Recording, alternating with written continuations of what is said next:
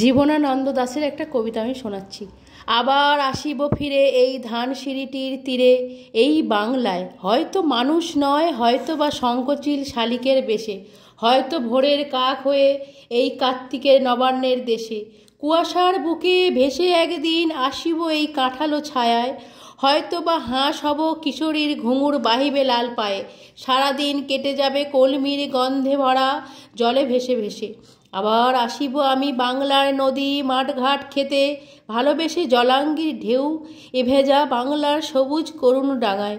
হয়তো দেখিবে চেয়ে সুদর্শন উড়িতেছে সন্ধ্যার বাতাসে, হয়তো শুনবে এক লক্ষ্মী পেঁচা ডাকিতেছে শিমুলের ডালে, হয়তো খয়ের ধান ছড়াইতেছে শিশু এক উঠানের ঘাসে রূপসার ঘোলা জলে, হয়তো কিশোরী এক সাদা ছেঁড়া পানে ডিঙা বায়। রাঙামেঘ সাঁতরায়ে অন্ধকারে আসিতেছে নীরে, দেখিব ধবল বক, আমারে পাবে তুমি ইহাদের ভিড়ে।